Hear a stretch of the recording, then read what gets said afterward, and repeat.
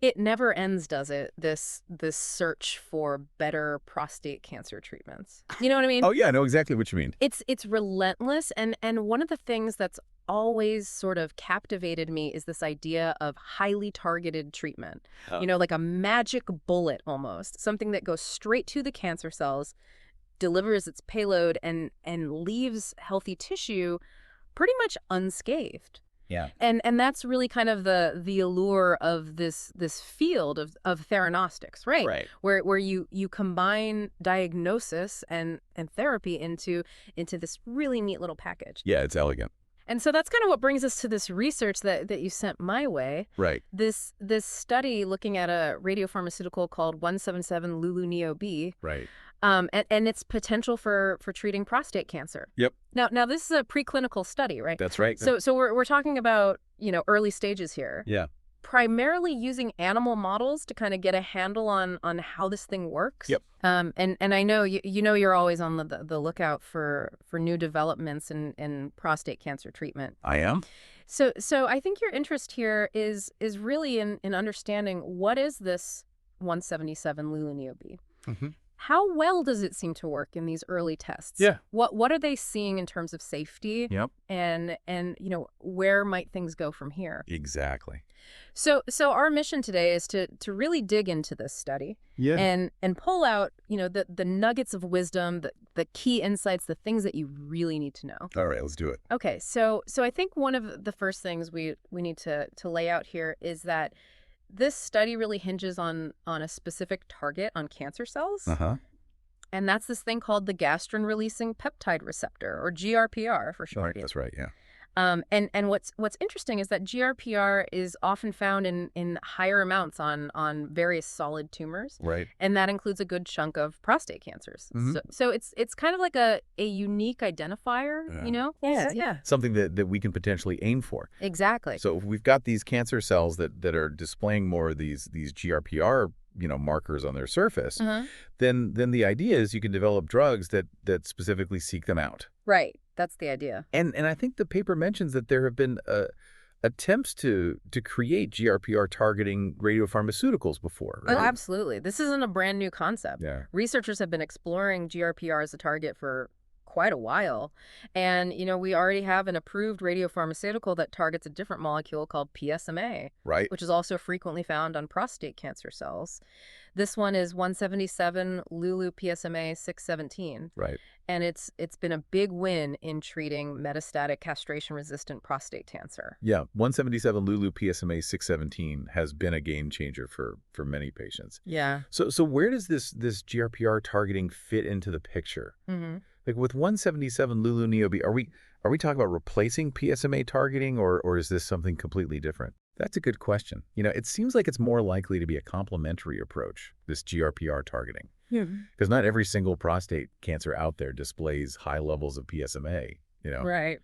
And there's some interesting evidence that shows that GRPR targeted imaging can actually detect lesions in patients where PSMA imaging might not see them. Interesting. So this could be particularly useful for people whose cancer just doesn't express enough of that PSMA, identifier. Right. For the existing therapies to really be as effective as they could be. Right.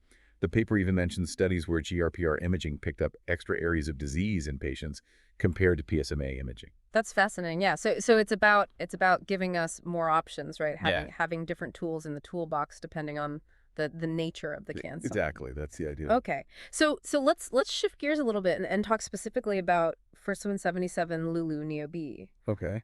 What exactly is NeoB? So NeoB, which was formerly called NeoBOM EMB1. Oh, right, yeah. It is a molecule that's been looked at quite a bit, and it has a very strong attraction to GRPR. Okay. It really likes to bind to it. Okay. And what makes it really, really promising from a theranostic point of view is that you can attach it to different radioactive isotopes. Mm-hmm. Uh-huh. So these are different versions of an element that give off radiation. Right. And this allows for that combo of diagnosis and therapy that we were talking about earlier. Yeah. You could use one type of radioactive isotope for imaging to see exactly where those cancer cells are hanging out. Right. And then you can switch over to a therapeutic isotope like lutetium-177, which is what they used in this study, to deliver that radiation right to those cells. So it's like a smart bomb, right? It is, yeah. It's a smart bomb that can take, reconnaissance photos first Exactly. to make sure it's hitting the right target. Yep. And I think the paper mentions that NeoB has shown, good stability within the body and an ability to kind of, find and target tumors effectively in previous studies. Yeah, they've done a lot of work with it, Yeah. like looking at how it behaves once it's administered. Yeah. And it seems to be doing a good job of getting where it needs to go. Okay. But the study that you shared, that's the next step. Right. Right. It's looking at its actual therapeutic efficacy, Right. how well it can actually fight cancer in a living organism Right. using that radioactive payload, Right. the lutetium-177. Right. Right. So let's dive into the design of this preclinical study. Okay. How did they go about testing 177 Lu-NeoB's effectiveness? So they used mice, Okay. and they implanted human prostate cancer cells into these mice. Okay. It's a common way to do cancer research. Yeah, sure. It's called a xenograft model. Yeah. And they took these mice and they divided them into 4 groups. Okay. One group was the control group, right? Right. And they got sham injections. That's basically like a placebo. Exactly, yeah. Just like a saline solution or something like that. Right. Right. And then the other 3 groups were the treatment groups. Okay. And each of these groups, they got 3 injections of the 177 Lu-NeoB given a week apart, Okay. but at different dose levels. Right. And what were the specifics of those doses? Okay, so the first group got 30 MBQ Okay. of radioactivity Right. combined with 300 picomoles of the actual NeoB molecule. Okay. MBQ, by the way, is just a unit for measuring radioactivity. Okay. The second group got 40 MBQ with 400 picomole. Okay. And the third group got 60 MBQ with 600 picomoles. Right. So as you increase the radioactive material, you also proportionally increase the amount of the NeoB. Right. That makes sense. So they're essentially testing, does a higher dose of this radioactive drug lead to a better outcome? Yeah, that's the basic question, right? Right. Will it fight the cancer better? Right. Right. Now, the paper also mentions something about SPECT DCT imaging being done on a separate set of animals. What was the point of that part of the study? That was to track where the drug was going, Okay. in the body, Uh-huh. particularly how much of it was actually being taken up by the tumors. Okay. So they did these imaging scans after each injection, Okay. after the first, the second, the third injection, Right. to see, did it change over time? Mm-hmm. Was there a difference between the groups that got different doses? Right. Things like that. Okay. And then, of course, they also wanted to look at the safety. Right. How safe is this treatment? Of course. So they examined the pancreas and the kidney tissues of mice that didn't have tumors. Okay. And these examinations were done later, 12 Okay. weeks and 24 weeks after treatment Gotcha. to look for any signs of toxicity. Right. They're looking for, is this thing causing problems elsewhere? Exactly, yeah. Okay. So we've got the study set up. Uh-huh. Let's get to the $1 million question. Right. How well did this thing actually work? Yeah. What did they find? The big news is that all 3 dose levels were effective. They all slowed down the tumor growth, That's great. and they significantly improved the survival of the mice. Okay, compared to the placebo, obviously. Right, compared to the control group, yeah. Yeah. And the difference in survival was actually pretty dramatic. Okay. The control group only had a median survival time of 19 days, Okay. whereas the treatment groups, they had a median survival time of 82 days, 89 days, and 99 days. Wow, that's a huge difference. It is, yeah. That's remarkable. For the 30 MBQ, 40 MBQ, and 60 MBQ groups, respectively. Okay. So a really, really substantial improvement. Yeah, that is significant. Now, here's where things get a little bit more intriguing. Okay. Because despite using these different doses, there weren't any big differences in how much the tumor growth was actually delayed among those 3 treatment groups. Yeah. So while they all did better than no treatment at all, there wasn't a clear pattern of, more drug equals better outcome when it came to that tumor growth delay. Right. The median time it took for the tumors to reach a certain size was, in the ballpark of 82 to 89 days for the treatment groups. Okay. Compared to 17 days in the control group. Wow. So big delay either way, but the higher doses didn't seem to offer a significantly longer delay. That's really interesting, isn't it? Yeah. Because you would assume that, if you give a higher dose of something that's designed to kill cancer cells, you would expect to see a greater response. Yeah, you'd think so, right. The paper even mentions that a couple of the animals in the lower dose groups, they actually saw their tumors completely disappear. Right, complete tumor regression. Yeah. With no signs of regrowth. Yeah, that's amazing. It is, yeah. So it suggests that even at those lower doses, this thing can be pretty potent. It can be. Now let's go back to the imaging data for a moment. Okay. Because I think that might give us some clues as to why we're seeing this sort of plateau in effectiveness at higher doses. Right. So what did the SPECT-CT imaging tell us? So the imaging, what it seemed to suggest is that at those higher amounts of the NeoB, which would be the higher doses, right? Right. There might have been what we call a saturation of those GOPR receptors on the surface of the tumor cells. So explain what you mean by saturation. So think of it like a parking lot. Okay. Right? And the parking lot's only got so many parking spaces. Right. Once all the spaces are full, it doesn't matter how many more cars show up, you can't fit any more cars in the parking lot, right? Right. So in this case, once those receptors are bound by the NeoB, adding more NeoB doesn't mean that more is going to get into the tumor cells. I see. So the tumor cells can only take up a certain amount of the drug. Seems that way, yeah. Regardless of how much you throw at them. Right. Okay. That's interesting. Now, the paper also notes that while that initial amount of radioactivity found in the tumors was higher in that highest dose group, this difference wasn't really there after the third injection. Yeah. So at first you see more radioactivity in the tumors of the higher dose group. Right. But over those 3 injections, those differences kind of fade away. Interesting. So again, it supports that idea Yeah. that the actual dose of radiation that those tumor cells are receiving might not be all that different between those 3 groups. Yeah, and that could explain why you're seeing similar therapeutic effects. Exactly. Okay, so it seems like we're starting to build a picture here, right? We've got this 177 Lu-NeoB. It shows promise in treating prostate cancer, at least in this model. Yep. But there seems to be a limit to how much benefit you get just by cranking up the dose. Right. Possibly because of this receptor saturation thing. Seems likely, yeah. Now let's talk about safety, because that's obviously the other side of the coin here, right? Of course, of course. What did they find? What did this study reveal about potential side effects? So they specifically looked at the pancreas Okay. and the kidneys.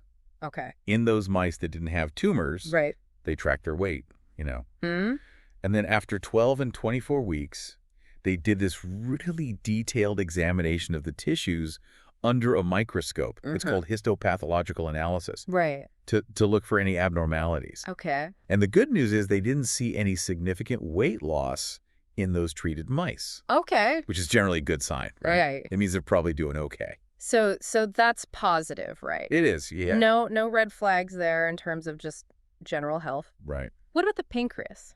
So the pancreas... Especially since GRPR is also expressed in the pancreas. Right? Yeah, good point. So under the microscope, they only found minor lymphocyte infiltration in some animals. And this was seen both in the control group and the treated groups. Interesting. So they figured it wasn't really related to the treatment itself. Okay. Didn't seem like it was causing damage to the pancreas. Okay, so that's reassuring, right? Yeah, it is. And it kind of lines up with what we've seen before. Okay. There's some suggestion that GRPR antagonists, they might be cleared from the pancreas fairly quickly. So it might limit that radiation exposure to that organ. Okay, so pancreas, cautiously optimistic, I guess? Yeah, I think so. What about the kidneys? Because I know the paper, flagged a couple of things there that we need to talk about. The kidneys, yeah. The kidneys are the ones to keep an eye on here. Okay. At that 12-week mark, they saw that minor lymphocyte infiltration again. Okay. In some animals, both control and treated. Okay. But at 24 weeks, that's when they noticed something that seemed to be dose-related. Specifically in the highest dose group, both of the animals showed signs of chronic inflammation in their kidneys. Okay. And at 24 weeks, one animal in the lowest dose group also showed signs of atrophy and fibrosis in their kidneys. So while there wasn't anything, immediately obvious in terms of kidney damage, these later findings suggest that it could be a delayed effect. Yeah, it seems that way, yeah. And it could be tied to the radiation dose. Right. And the fact that even one of the animals in that lowest dose group had some kidney issues at that later time point, that's something to keep in mind too, right? It is, yeah. It really highlights the importance of of looking at those long-term effects. Yeah. And the researchers even say, these kidney findings in mice, we got to be careful how we interpret them because human kidneys are different. Sure. But it does raise a flag that kidney toxicity could be an issue, Right. particularly with higher doses. Right. And it might not be something you see right away. Yeah. It's something to definitely monitor. Definitely, yeah. Okay, so bringing all this together, what are the main takeaways here? Okay, so the bottom line is that 177 Lu-NeoB, it seems like it has real potential Okay. as a treatment, at least in this model. Right. It reduced tumor growth, extended survival, Huh. but the study also revealed something really, really important. Okay. Just giving more of it Right. doesn't necessarily mean better result. What, you hit a ceiling? Yeah, you do. Yeah. And that could be because of this receptor saturation thing Right. that we were talking about. And what about safety? Well, the pancreas seems to be mostly okay. But those kidney findings, Right. especially the fact that they were delayed Right. and that they seem to be related to dose, that's significant. Yeah. It suggests that we really need to figure out what the right dose is. Right. The optimal dose. Not too much, not too little. Yeah, one that gives the maximum benefit without adding extra risk. Right. Especially to the kidneys. Especially to the kidneys, yeah. So it's about finding that sweet spot. It is. It is. Right. The Goldilocks zone of dosing here and the fact that more isn't always better. Right. And that it might even be harmful, down the road. Yeah. That has huge implications for how this therapy gets developed and used, right? Absolutely. Absolutely. It means that we need to be smart about how we develop these treatment approaches. Right. Right. Maybe explore different treatment schedules, maybe combine it with other therapies. Right. To maximize the benefits of this GRPR-targeted radiation, right, while minimizing the risk. Well, listen, this has been a really fascinating deep dive. It has. I think it's clear that 177 Lu-NeoB has a lot of potential, but there's still some big questions to answer. There are. About how to use it. So for you, our listener, thinking about the fact that higher doses didn't automatically mean better results. What other factors do you think might be important in getting the most out of this type of therapy? Yeah, that's a great question. Yeah. Are there things like the timing of the treatments? Using it with other drugs, maybe? Yeah. Understanding the specific characteristics of the tumor. That's right. I think this study really lays the groundwork for a lot more research in this area. It does. And it's an area that I think holds a lot of promise. It does, yeah. So if you're really interested in going deeper down this rabbit hole, there's a lot of information out there on GRPR-targeted therapies in general. The whole idea of the diagnostics in cancer treatment. Right. And you can always keep tabs on the latest in nuclear medicine research. Well, absolutely, yeah. And I think the study we talked about is a great jumping off point. It is, for learning more. So thank you for joining us for this deep dive. My pleasure. We hope you found it valuable. I hope so too. And we'll see you next time. See you later. Bye.